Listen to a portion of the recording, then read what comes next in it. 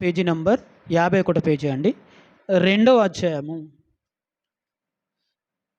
ఏవండి 36వ వచనం చదువుతున్నాను వినండి. ఆషేరు గోత్రికురాలును పనియేలు కుమార్తెయైన హన్నా అను ఒక ప్రవక్తి ఉండెను. ఆమె కన్యత్వం మొదలు 7 ఏండ్లు పెనిమిటితో సంసారం చేసి బహుకాలము గడిచినదై 84 సంవత్సరములు విధవరాలైయుండి దేవాలయము విడవక ఉపవాస ప్రార్థనలతో రేయింబగళ్ళు సేవ చేయుచుండెను. ఆమె కూడా ఆ గడియలోనే లోపలికి వచ్చి దేవుణ్ణి కొనియాడి యెరూషలేములో విమోచన కొరకు కడుపెట్టుచున్న వారందరితో ఆయనను గూర్చి మాటలాడుచుండెను. దేవుని స్తోత్రం చెప్పండి గట్టిగా. ఓకేనా ప్రియ దేవుని పిల్లలారా, ఇక్కడ ఒక స్త్రీ కనిపిస్తుంది. ఆ స్త్రీ పేరు హన్నా. ఏమండి, ఈమె గోనపట్ట కట్టుకొని బూడిద వేసుకున్నట్టుగా లేదు ఇక్కడ. కానీ అక్కడ ఏమని రాయబడ్డది? ప్రవక్త కన్యత్వం మొదలుకి 7 ఏళ్ళతో బహుకాలం గడిచినది దేవాలయం విడవక ఉపవాస ప్రార్థనలతో రేయం బగళ్ళు. రేయి అంటే రాత్రి, పగలంటే పొద్దున. రాత్రి ఒక పొద్దున కలిస్తేనే ఒక రోజు అవుతుంది కదా. ఒక స్త్రీ కనిపిస్తుందండి. ఆమె పేరేంటిది? మనకు లాగే పేర్లు ఉన్నట్టు ఆవిడకు ఒక పేరుంది. ఆ పేరు ఘనతనెక్కింది. ఆ పేరుకు చరిత్ర సృష్టించింది. పేరుల చరిత్ర లేదు, ఆ పేరు కలిగిన వ్యక్తి చరిత్ర సృష్టించిందని అర్థం. ఇక్కడ ఒక స్త్రీ రాయబడిందండి. ఆ స్త్రీ పేరు హన్నా.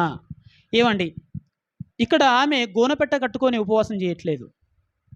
మంచిగా తలకు నూనె పెట్టుకొని మంచి వస్త్రాలు వేసుకొని ఉపవాసం చేస్తుంది. ఈ ఉపవాసంలో కనిపిస్తుంది ఏంటి అని అంటే ఒక పట్టుదల కనిపిస్తుందండి. ఈ ప్రార్థనలో నేను ఉపవాసం చేస్తున్నానని మోకారం వికారం చేసుకోవడం ఇవన్నీ లేవు. యేసుప్రభు చెప్పినట్టుగానే మామూలుగానే ఉంది. కానీ ఆమె ఉపవాస ప్రార్థనలో ఒక పట్టుదల కనిపిస్తుంది. ఎన్ని సంవత్సరాలు చేసిందంట? 84 సంవత్సరాలు రేయం పగలు, రేయి పగలు దేవుని సన్నిధిలోనే దేవాలయంలోనే సేవ చేస్తుందండి. ఆదివారం రమ్మని ఒక 2-3 గంటలే దేవాలయంలో ఉండడానికి అబ్బో ఏదో కోల్పోతున్నట్టు ఫీలింగ్ మనకు కదమ్మా. మీటింగ్ కానీ లేకపోతే చర్చిలు కానీ ఏదైనా ప్రార్థనకు కానీ ఆ 2 గంటలలోనే మన మనసు ఎంత చెక్కలు తిరిగి వస్తుంది, ఎటెటో పోయి వస్తుంది, ఎక్కడెక్కడికో పోయి వస్తుంది. కానీ ఆమె 84 ఏళ్ళు దేవాలయం విడవక ఎప్పుడు ఉపవాస ప్రార్థనలతోటి, రాత్రి లేదు పగలు లేదు, దేవాలయంలో వచ్చేవారికి ఎంత సేవ చేస్తుంది, ఎంత పరిచర్య సాగిస్తుందో మీరు అర్థం చేసుకోండి. ఈమె ముందు మనం ఎంత, మన పరిచర్య ఎంత కదమ్మా. ఎందుకోసం అమ్మా ఇంత నిష్ట కలిగి ఈ దేవుని ఆలయాన్ని విడవక ఎల్లప్పుడూ దేవుని సన్నిధిలోనే ప్రార్థన చేస్తున్నాం? మరణాన్ని తప్పించుకుందామనా? అవును కదా. అహాబరాజు ప్రార్థన చేశాడు కదా మరణాన్ని తప్పించమని. దాని కొరక అమ్మ? మరణం కోసం కాదు, నాకు రాబోతున్న మరణం గురించి కాదు. మరి కుటుంబం కోసం అంటారా? కుటుంబం లేదు కదా, భర్తనే చనిపోయాడు. మరి ఏంటి దేని కొరకు ఇంత నిష్ట కలిగి ప్రార్థన చేస్తున్నావు నువ్వు? అయ్యో నేను విధవరాలను అయిపోయాను కదండి, నాకు ఇది దిక్కు లేదు కదండి, కాబట్టి ఇప్పుడు నాకు ఎవరు దిక్కు? దేవుడు దిక్కు అని చేస్తున్నావా? దాని కొరకు కదండి. అంత చిన్నగా ఆలోచించకూడదు. అంత చిన్న అంశం అయితే దేవుడు దాన్ని బైబిల్లో రాయించాడు. అర్థమవుతుందమ్మా? ఏదో ఎవరి చేత నీకు దిక్కు లేదని భయపడి ప్రార్థన చేస్తున్నావమ్మా, అది కాదండి. కొత్త నిబంధనలో ఒక వ్యక్తి గురించి దేవుడు రాయించాడు అంటే ఆమె మనసు, ఆమె పట్టుదల చాలా గొప్పదని మనం అర్థం చేసుకోవాలి. అది అందరికీ ఒక మాదిరి అని మనం అర్థం చేసుకోవాలండి కదా. ఎందుకోసం చేస్తున్నావు అంటే ఒక చిన్న మాట మీకు చూపించాలి. ఇదే లూకా సువార్త 2వ అధ్యాయము. ఇదే లూకా సువార్త 2వ అధ్యాయం. దానికి ముందు ఒక వచనం ఉంటుందండి. 26వ వచనం. 26వ వచనం చదవండి అమ్మా. అతడు ప్రభువు యొక్క క్రీస్తును చూడక మునుపు మరణము పొందడని అతనికి పరిశుద్ధాత్మ చేత బయలుపరచబడి ఉండెను. దేవుని స్తోత్రం చెప్పండి గట్టిగా. ఈ వ్యక్తి పేరు సుమయోను. ఈ సుమయోను కూడా ఎందుకు బ్రతుకుతున్నాడు అని అంటే ఒకటే అంశం. దేవుడా, మా ఇజ్రాయేలు కొరకు మాత్రమే కాక యావత్తు ప్రపంచం కొరకు లోకరక్షకుని పంపిస్తారని లేఖనాలు చెబుతున్నాయి కదా. ఆ లోకరక్షకుడు ఎప్పుడు వస్తారు అయ్యా? ఆయన ఎప్పుడు వస్తారు?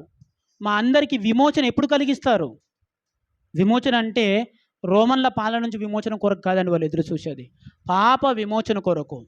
ఎందుకంటే మేము ఏ దేవాలయంతో సేవ చేస్తున్నామో ఆ దేవాలయంలో ఉన్న బలులు కొంతవరకే మన పాపాన్ని తీసివేస్తున్నాయి, ఆ తర్వాత మమ్మల్ని తీసుకొని మిమ్మల్ని పాపంలో పడేస్తున్నాయి, మేము పాపంలో పడిపోతున్నాం. ఈ పాపం నుంచి విమోచన కొరకు రక్షకుని పంపిస్తానన్నారు, దేవుని గొర్రెపిల్లను పంపిస్తానని లేఖనాలు చెబుతున్నాయి. మా అందరినీ విమోచించడం కొరకు, పరలోకం వైపు నడిపించడం కొరకు సర్వసత్యమైన దేవుని పంపిస్తానన్నారు కదా. ఆ వ్యక్తి ఎప్పుడు వస్తాడని ఆ వ్యక్తి చూసేంత వరకు పట్టుదల కలిగి ప్రార్థన చేస్తున్న వ్యక్తి అండి ఆయన. సుమయోను, నీవు సమయం అయిపోయింది సుమయోను, వెళ్ళిపోవాలి. లేదు నాయన, మేమంతా ఎదురు చూస్తున్న ఆ మెస్సయ్యను నేను చూసేంత వరకు నేను చావను అని పట్టుదల కలిగండి. సుమయోను, నువ్వు ఎందుకు బ్రతుకుతున్నావు?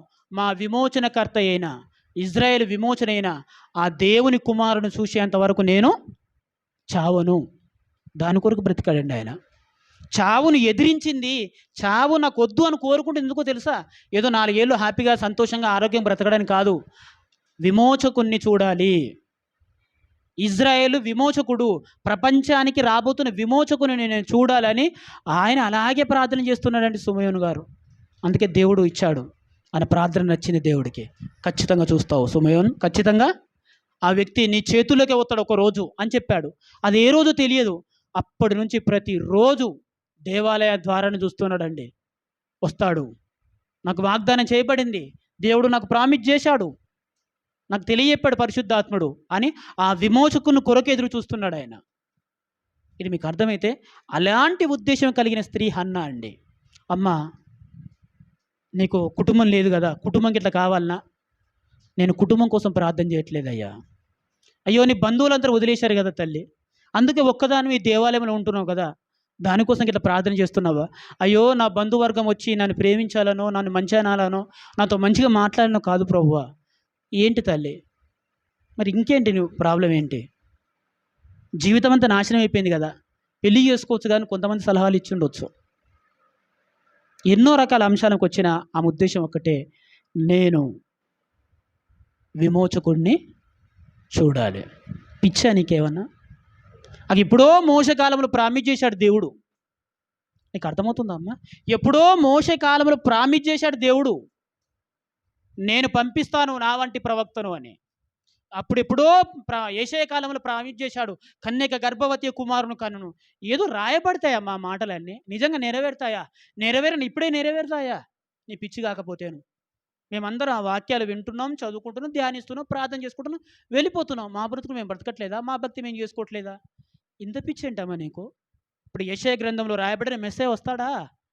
ఆయన వచ్చి ఆయనకు రాకడ కొరకు, ఆయన పుట్టుక జననం కొరకు నువ్వు ఎదురు చూస్తావు అంతవరకు. పిచ్చి కాకపోతే ఏంటి అన్నారు లేదా? ఈమె కోరిక చూడు, అసాధ్యమైన కోరిక అండి ఇది. రాయబడిన ప్రవచనాల పట్ల ఎంత నమ్మకం ఉందో చూడండి. యెషయా గారు రాశారు, దానియేలు గ్రంథంలో ఉంది మెస్సయ్యను పంపిస్తానని. ఆ మెస్సయ్య రావాలి, మన రక్షకుడు రావాలి, విమోచకుడు రావాలి, మమ్మల్ని అందరినీ విమోచన కలిగించాలి. యెరూషలేం ప్రాంతాన్ని పాపంతో నిండిపోతుంది, దేవునికి విరుద్ధంగా నిండిపోతుంది, ప్రవక్త లేడు, వాక్యోపదేశకాలు లేవు, ఎవరి ఇష్టమైనట్టుగా వారు బ్రతికిపోతున్నారు, అక్రమం రాజ్యం వెళుతుంది. వీటన్నిటికి విమోచన ఎవరు? మెస్సయ్య, క్రీస్తు. ఆయన నేను చూసేంత వరకు నేను చావను. ఏమంటే కొంతమంది పట్టుదల ఉంటుంది, అది అయ్యేంత వరకు నేను ఇక్కడ నుంచి పోను, అయ్యేంత వరకు నేను, దేవుడా నాకు మరణం రావద్దని కోరుకుందంట ఒక తల్లి. యెరూషలేం మందిరం కట్టేంత వరకు నా కంటికి నిద్ర రాని అని అన్నాడు. ఎవరు? దావీదు గారు. అలాంటి తత్వం అండి. నేను మెస్సియాను చూడాలి. అమ్మా, ప్రవచనం రాయబడిన తల్లి, అది ఎప్పుడో జరుగుతుందిలే. లేదు, అది జరగాలి ప్రభువా. ఆ దర్శనం నేను చూడాలి, ఆ మెస్సియాను నేను చూడాలి. కన్యక గర్భవతి కుమారుని అంటేస్తా కదా, ఆ విమోచకుని, యాకోబు విమోచకుని నేను చూడాలి, ప్రపంచ రక్షకుని, లోక రక్షకుని నా కన్నులతో నేను చూడాలని ఎంత పట్టుదల గలి దేవాలను విడిచిపెట్టలేదంటమ్మా. ఈమె ఉపవాస ప్రార్థన చూశారా? ఈమె ఉపవాస ప్రార్థన మరణాన్ని తప్పించేది కాదు, మరణాన్ని జయించే విజేతను చూసిందన్న మా కళ్ళతోటి. అది అసాధ్యం అండి. అప్పుడు పుట్టవలసిన అవసరం లేదు ఆయన. అది అకాలం, అప్పుడు పుట్టవలసిన అవసరం లేదు ఆయన. దేవుడు అనుకున్నప్పుడు వచ్చే ప్రక్రియ అది. అలాంటి ప్రక్రియను, దేవుని నిర్ణయాన్నే తనకు అనుకూలంగా మార్చుకునే స్త్రీ ఎవరు? హన్నా అండి. ఇంతగా స్త్రీ ఎవరు అనుకుంటున్నారు? చూద్దాం. 2వ అధ్యాయము 36వ వచనములో, ఆషేరు గోత్రికురాలు అని రాయబడ్డదండి. గోత్రాల గురించి, కులాల గురించి బైబిల్ ప్రస్తావన చెయ్యదు. ఏవంటే గోత్రాలు ఉన్నాయి కదండి మీ బైబిల్ అనకూడదు. మీదే గోత్రం? ఏవంటే గోత్రాల గురించి బైబిల్ చెప్పదు. ఇక్కడ వీళ్ళు రాసిన పరిభాష, దీన్ని రాసింది మన తెలుగు వాళ్ళే గనుక, ఈ తెలుగు వాళ్ళలో ఇలాంటి ఆలోచన ఉంటుంది కనుక దాన్ని అక్కడ ప్రస్తావన చేయడం జరిగింది.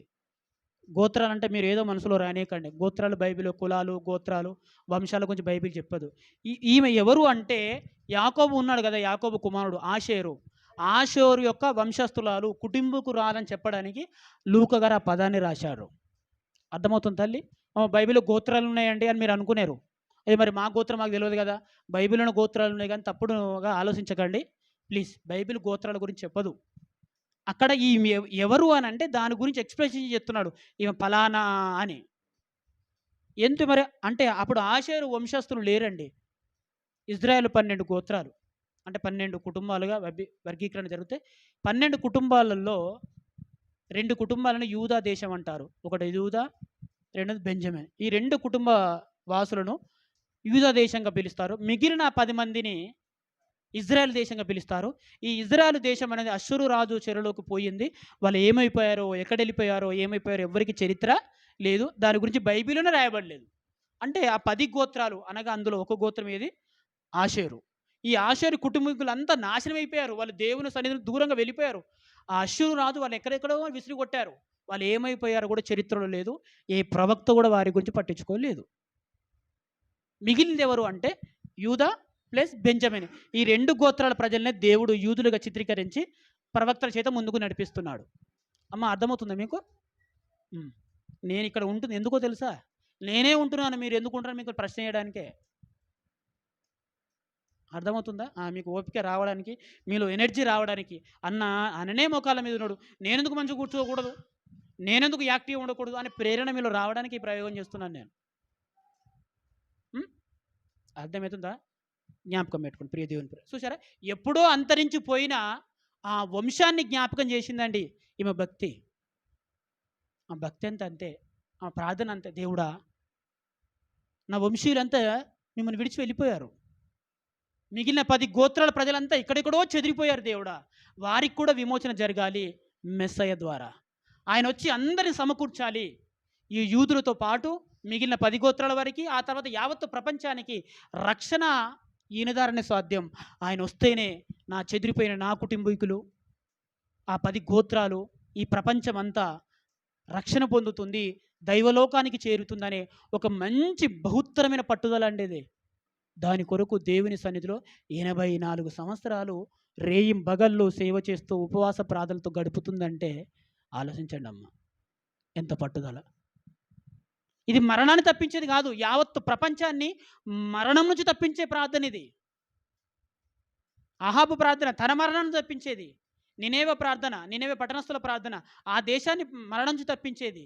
కానీ ఇది యావత్తు ప్రపంచాలను యావత్తు ప్రపంచాలనే పాపం నుంచి విమోచన కలిగింపచేసి నిత్యత్వం వైపు నడిపించే రక్షకుని కొరకు ఎదురు చూసే ప్రార్థన ఇది. దాని కొరకే అండి ఉపవాసం అనే ప్రార్థన. ఆమె పట్టుదల చూడండి, 84 సంవత్సరాలండి. నేను రక్షకుని చూడాలి. ఎందుకమ్మా? ఆయన వస్తే నీకే లాభం జరుగుతుంది, ఆయన వస్తే నాకేదో లాభం జరుగుతుంది కాదు, ఈ ప్రపంచానికి రక్షకుడు వస్తాడు, ఈ ప్రపంచానికి విమోచన వస్తుంది, ఈ ప్రపంచానికి పాప విమోచన దొరుకుతుంది, దైవ లోకానికి మార్గాన్ని ఏర్పరుస్తారు ఆయన. నా కుటుంబం చెదిరిపోయినట్టుగా, నా గోత్రికులు చెదిరిపోయినట్టుగా, మిగిలిన 10 గోత్రాలు నాశనమైపోయినట్టుగా ఈ ప్రపంచం కూడా నాశనానికి వెళ్ళిపోయింది.